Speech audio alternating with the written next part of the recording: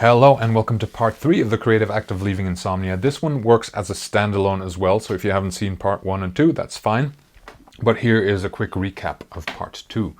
We talked about how sleep drive is the only thing that causes sleep and hyperarousal is the only thing that blocks it, and how we overcome hyperarousal, which is by allowing it, feeling it, and befriending it. And we create sleep drive just by being awake for enough hours. All right, I'm not a therapist nor a doctor, and none of this is medical advice. Make sure you check the disclaimer down below. Today, we're going to be talking about clearing dysfunctional beliefs about sleep. And I'm going to blast through a questionnaire really quickly, and you just give yourself a snap judgment. So if you give yourself a very low score, that means you do not agree with that statement at all. That is nothing like you. And if you give yourself a 10, then that means you very strongly agree with that statement, and that is very true for you. So on a scale from 0 to 10, give yourself something that feels right and don't overthink it. Also, don't give yourself the score that you think you should give, but rather what it truly, honestly is. And then after we go through this, we're going to evaluate your score, and we are going to go ahead and debunk those beliefs. All right, get your pen and paper ready. Pause if you need to. Otherwise, let's go. Number 1, I need 8 hours of sleep to feel refreshed and function well during the day. Do you agree with this strongly? Give yourself a 10. If you don't, give yourself a 1 or give yourself anything in between. Number 2, when I don't get the proper amount of sleep on a given night, I need to catch up by napping or sleeping longer the next day. Number 3, I am concerned that chronic insomnia may have serious consequences on my physical health.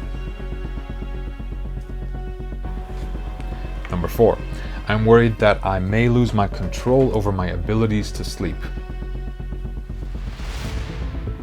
Number 5, after a poor night's sleep, I know it'll interfere with my activities the next day. Number 6, to be alert and function well during the day, I believe I'd be better off taking a sleeping pill or supplement rather than having a poor night's sleep. Number 7, when I feel irritable, depressed, or anxious during the day, it is mostly because I did not sleep well the night before. Number 8, when I sleep poorly one night, I know it'll disturb my sleep schedule for the whole week. Number 9, without an adequate night's sleep, I can hardly function the next day. Number 10, I can't ever predict whether I'll have a good night or a poor night's sleep. Number 11, I have little ability to manage the negative consequences of disturbed sleep. Number 12, when I feel tired, have no energy, or just seem not to function well during the day, it is generally because I did not sleep well the night before. Number 13, I believe insomnia is essentially the result of a chemical imbalance. Number 14, I feel insomnia is ruining my ability to enjoy life and prevents me from doing what I want. Number 15, medication is probably the only solution to sleeplessness. Number 16, I avoid or cancel plans or obligations after a poor night's sleep. All right, congratulations, the quiz is complete. The next step would be for you to add up those numbers that you got on each item, add them up to a total number, and divide that total number by 16, which is the amount of questions we had. And then maybe pause the video if you need to and see where you're at. If you scored a 0 to a 4 after dividing by 16, that means you don't really have a lot of dysfunctional beliefs about sleep, and your struggles with insomnia are maybe in another domain. If you scored a 4 to 6, then that means you have some struggles with dysfunctional beliefs, and likely some of them, 1 or more, are going to be above 6, and that is worth looking at and worth examining. Or if you're like me, you scored a 6 to a 10. I think I used to score an 8. Well, that's definitely worth looking at the next part then, where we're going to debunk some of these, actually all of these. Let's start with number 1, the 8-hour myth. We don't need 8 hours. Our sleep needs are very individual. Everyone's different. And if 8 hours was the magic number, how come some of the people who live closest to nature, untouched by modern life, sleep just 6 hours? There's been a study, 2015, where Jerome Siegel studied these different tribes in different parts of the world and came to the conclusion that most of them sleep between 5.7 to 6.4 hours. So essentially 6 hours on average. And the sleep was also segmented and flexible. Sometimes it was fragmented. It was very common for people to wake up during the middle of the night and go use the bathroom or tend the fire or whatever. And so all these things that we kind of label as being very bad and problematic, and 6 hours being a very short night, turns out to be the norm. Also, there is the example of Usain Bolt, who reportedly always slept poorly before winning races. So maybe this helps take some pressure off, knowing that you don't have to aim for 8 hours, like maybe your sleep tracker is telling you, or a lot of people are telling you. It's a myth. Number 2, when I don't get the proper amount of sleep on a given night, I need to catch up by napping or sleeping longer the next day. Sleep debt doesn't really work that way. We don't balance out one bad night of sleep just by napping the same day. It actually balances out naturally over the course of 3 to 4 days of regular sleep. So you don't have to stress so much about trying to catch up that same day. You will catch up. Actually, no matter what you do, even if you nap, it's still not gonna get you back to your baseline as 3 to 4 nights of being back in your rhythm will. So it's better to stick with the rhythm. And also good to note that sometimes sleeping in more will not only delay your sleep drive and potentially disturb the next night, it can also actually make you feel groggy sometimes. So notice how sometimes you don't actually feel better after a nap. Sometimes you do, sometimes you don't, but you might have been better off just starting the day even after the ideal number of hours. Number 3, I'm concerned that chronic insomnia may have serious consequences on my physical health. Let's debunk that one. So the fear of insomnia is actually what has more of an effect than the insomnia itself. It is the constant stress about it, the worry, the perpetuated negative thoughts and all that, that is really harmful to your health. And people who believe that poor sleep is very harmful actually have the worst outcomes. So even when their sleep is objectively fine, the belief matters more than the sleep metrics. So basically what this means is that you're not helping yourself by worrying about your health consequences. There's actually many experts who seem to believe in the tactic of scaring us to sleep. I'm not saying what they're saying is wrong in terms of sleep science. There's this famous book by Matthew Walker called Why We Sleep, but I've seen firsthand how it sends people into this state of sleep anxiety, and they start obsessing, and they start just becoming so uptight and weird around the topic of sleep, and end up not really sleeping better. So you can't scare yourself to sleep. And also it's good to know, it's better to, rather than scaring yourself and adding more pressure, my aim here is to take pressure away. So one thing I want to take away for now is the knowledge that many insomniacs maintain very good physical health, even if they suffer from the condition for decades. Number 4, I'm worried that I may lose control over my ability to sleep. Let's debunk that. Well, if you think of it as an ability, that means it's a skill, and that means you can control it. However, that is not the case. It's a biological process, and it is passive. It's just like breathing. It happens by itself. And if you try harder to sleep, you'll sleep less. Don't force sleep, because that will backfire, essentially. We need to trust that your sleep is going to return after you step out of the way, after you can, handle your hyperarousal, and after tackling some of these dysfunctional beliefs. Number 5, after poor night's sleep, I know it'll interfere with my activities the next day. This is a self-fulfilling prophecy. If you know that it's going to interfere with the next day, well, that's going to set you up to essentially have a bad day. And in sleep lab studies, they actually showed that participants who are told that they slept really well, even if they actually didn't, those people performed really well on their daily tasks. So this goes to show that there is sort of a placebo effect. If somebody in a white lab coat tells you, wow, your sleep was actually really great, your sleep quality was so deep, even though it might have been short, wow, you're really rested now, you're going to end up having a better day than thinking negatively about it. So, basically be your own white lab coat person and encourage yourself rather than dragging yourself down. The way we think about our experiences with sleep impacts us a lot, and sleeping badly one night doesn't equal a bad day. So we need to try and actively create more of these good days that happen despite a perceived bad night of sleep. Number 6, to be alert and function well during the day, I believe I would be better off taking a sleeping pill or supplement rather than having a poor night's sleep. Well, sleeping pills don't actually cause sleep. They just kind of put the hyperarousal to the side. They maybe dampen your thoughts. They sedate you enough to not be able to form a coherent thought that might be, oh, I need 8 hours. And so by doing that, by sidestepping the hyperarousal, your natural sleep drive takes over, but the pill itself doesn't actually make you sleep. It makes you sleep because the reason you sleep is because you're delegating all your worries to this pill.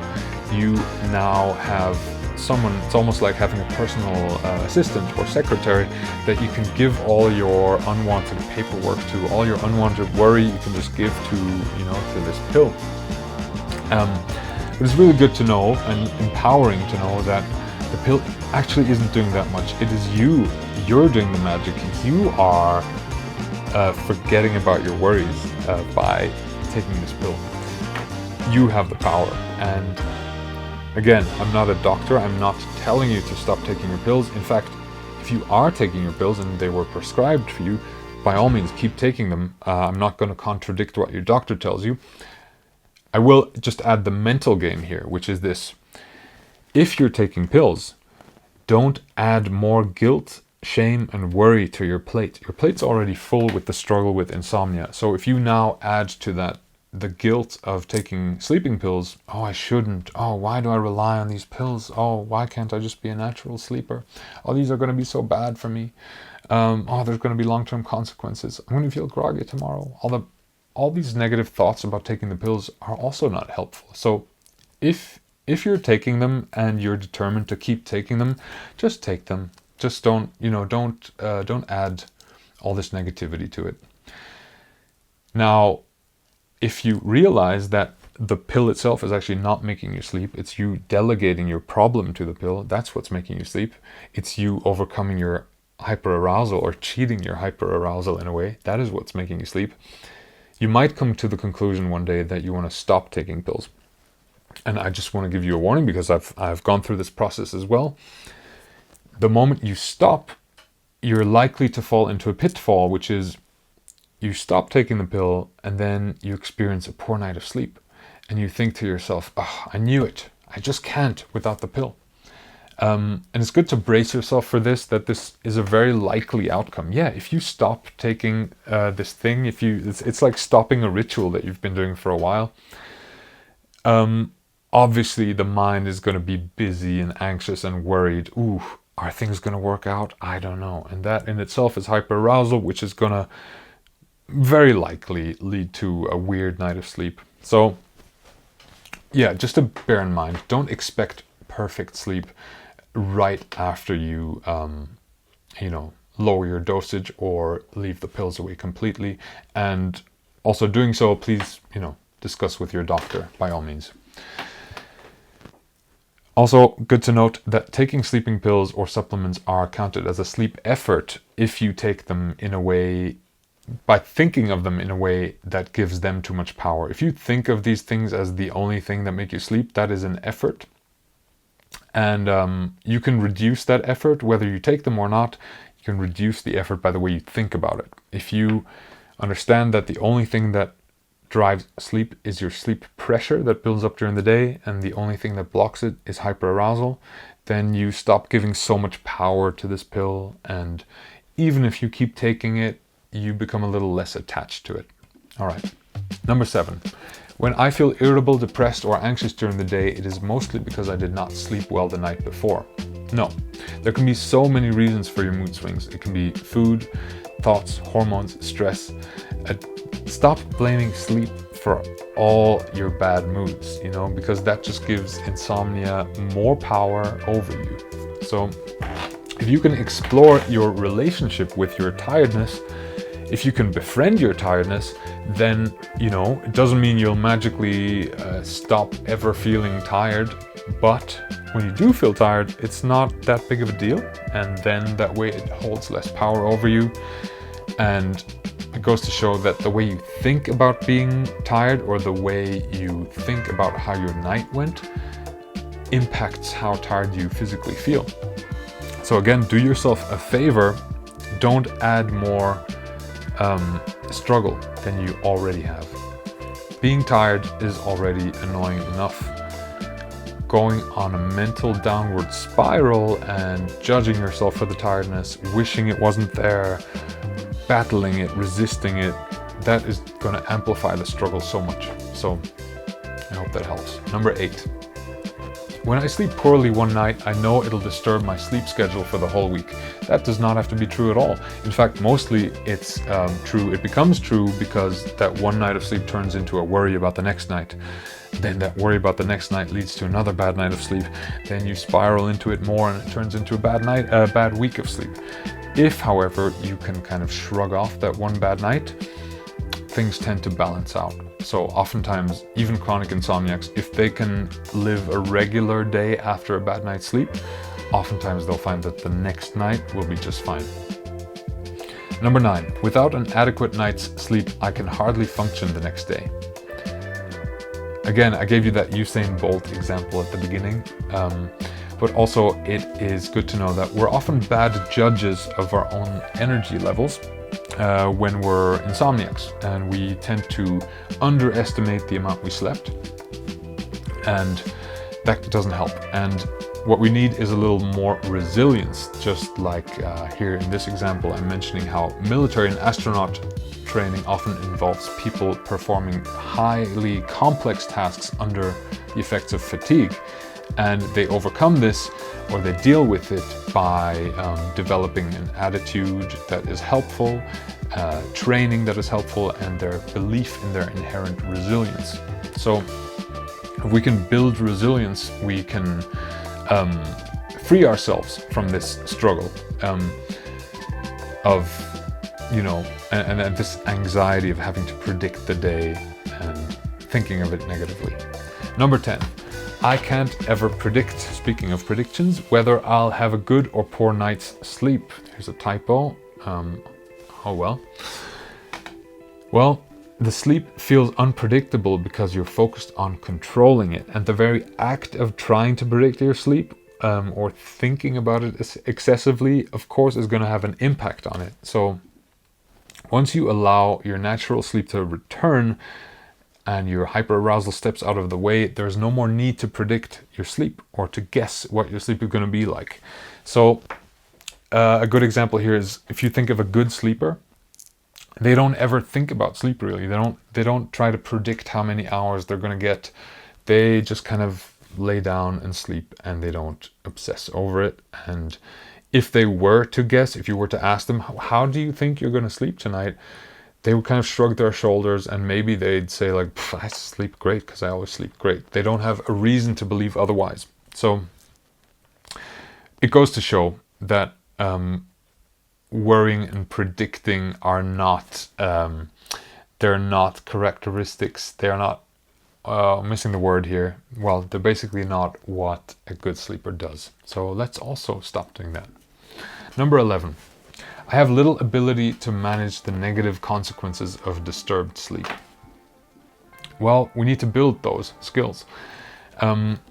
it's not so much what you do at night in order to sleep, it's more about how you live a good life during the day and how you deal with your days. So there are skills here that you can learn, and also knowledge that is important, which is, for example, that a sense of energy doesn't only come from the amounts of hours that you slept, but it also comes from your sense of purpose, of joy, connection, creativity, movement.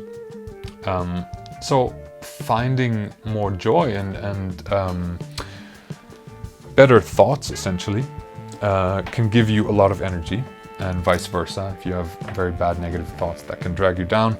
And some examples of managing physical fatigue can be meditation, yoga nidra, also known as non-sleep deep rest, mild exercise, enjoying things, and having this kind and gentle attitude with yourself and others. Number 12, when I feel tired, I have no energy, or just seem not to function well during the day, it is generally because I did not sleep well the night before. Again, fatigue is complex. It could be so many things. Boredom, emotional overwhelm, dehydration, lack of movement. Don't blame everything on sleep, because that's going to empower your insomnia way too much. Try recalling a time when you had a great day despite a bad night's sleep. Number 13, I believe insomnia is essentially the result of a chemical imbalance.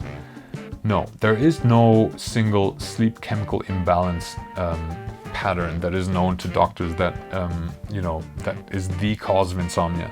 It is more likely shaped by your thoughts, habits, and your stress around the topic. And even if there was or is a chemical imbalance in your brain, you perceive it that way, but what are you going to do? If you, for example, think, oh, I have high cortisol, it's likely that you have high cortisol because of certain habits and thoughts and behaviors during the day, and is more a matter of working on those things rather than taking more chemicals to balance out your chemical cocktail in your brain. It's so hard we can't really look into the brain and see what exactly is going on. So we just know that if, for example, you think you have high cortisol, you worrying about it, obsessing about it, is just going to add even more of that. So it's kind of useless to think about your potential chemical imbalance. It's because the solution either way would be in your thoughts, habits, emotions, and all that. Number 14. I feel insomnia is ruining my ability to enjoy life and prevents me from doing what I want. Yeah, I know it can feel that way. I felt like that a lot. But what is really ruining your life is likely the struggle and the fight with insomnia. Now, when you can stop resisting the insomnia, befriend it, and also befriend your tiredness the next day, sleep will tend to return and the insomnia fades. Many people have overcome insomnia by befriending wakefulness, reclaiming joy in their lives, and not obsessing too much about sleep. We need to focus more on, the joys of life rather than feeling the worries about insomnia. And practically that can mean, maybe you've been putting something off, like going on a trip with friends or something, and you think, I couldn't possibly because I'm such a bad sleeper, it'll ruin everything. No, go ahead, live your life, do your thing. Don't feed the monster of insomnia by letting it have that level of control over your life. That is me speaking from personal experience. Number 15, medication is probably the only solution to sleeplessness. We've already talked about this a little bit, but I think medication usually can be something that temporarily helps you.